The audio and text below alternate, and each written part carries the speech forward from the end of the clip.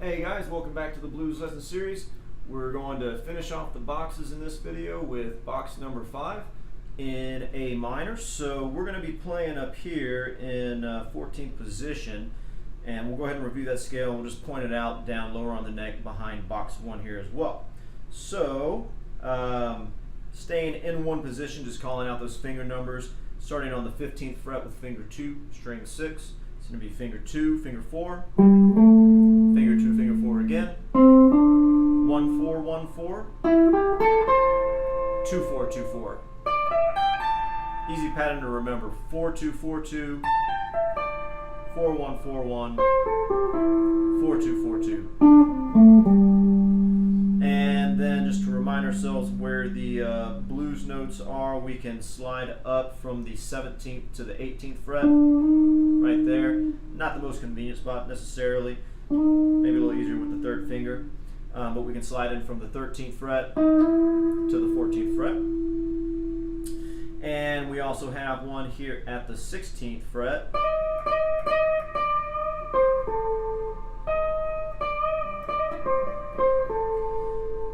And I think one of these bends has a 1.5 step bend, so keeping your eye on the blues notes is a good idea, but then figuring out what other notes you can bend and what sounds you're going to get depending on whether you bend them a 1/4 step or a 1/2 step or 1.5 steps, if that's feasible in the position that you're in.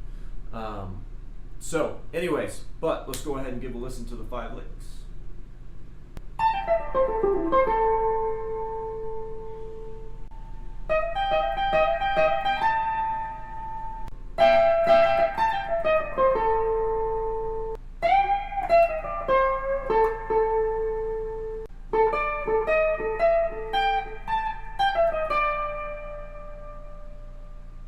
Alright, let's go ahead and take a look at each one of those licks in more detail. So, number 1 is really just walking down the pentatonic scale without any blues notes. So, starting here on the 17th fret to the 15th fret, same thing on string 2, 17 to 15, string 3, 17 to 14, same thing on string 4, 17 to 14, then back to string 3,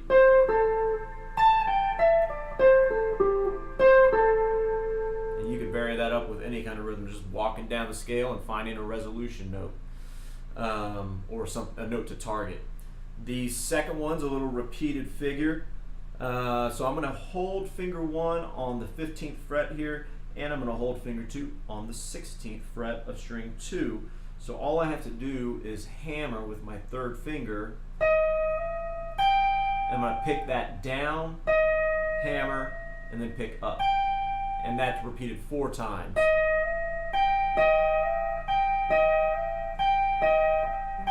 And then resolve to the 17th fret, which is the root. So that's one of those licks that you can repeat several times, and you can go anywhere you want with it. Alright, number 3 is going to be in the same area, so we're going to be playing a double stop. I've got finger 3 on string 2 fret 17 and finger 1 on string 1 fret 15, and we're going to play 2 triplets there, down, up, down, both strings. Then we walk down from fret 17 on string 1 to 15 on string 1, 17 on string 2, and then 16 on string 2, 15 on string 2, 17 on string 3, 14 on string 3. So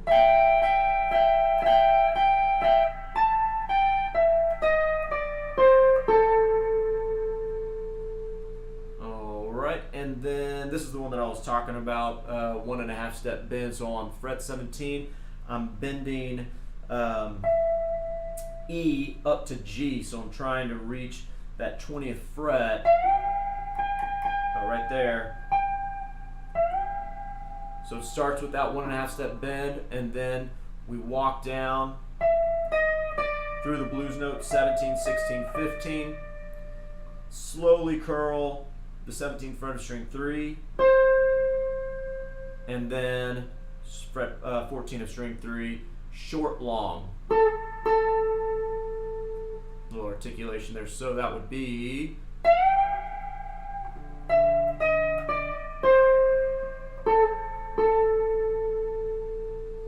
and then the last one may be the most challenging one. It's just kind of bouncing around from string 3, the root, and then just kind of climbing the scale from there. So we're going to hold finger 1 on string 3, fret 14, and then I'm going to alternate it as I walk up the scale here. So I'm going to play string 3, fret 14, and then string 2, fret 15, and then back to string 3, and then string 2, fret 16, and then back to string 3, and string 2, fret 17. Then we're going to jump up to, go back to string 3, and then jump up to string 1, fret 15. Then we're going to change our fingers. We're going to move up to fret 17 with finger 1, and then just walk down 15, 17, 16, 15 on string 2. So I'll play that a couple times slow. So that'll be so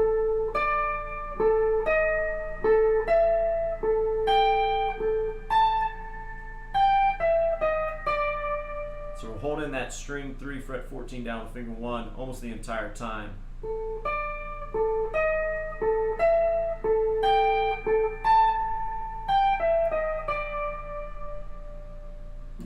Alright guys, have fun with those. One thing I didn't do that I say I was going to do is point out box 5 back in position 2 here. So basically when we're here, we're right up against box 1. So this is going to be the next occurrence of box 1, what we originally went through. So that same box 5 is right behind box 1 here.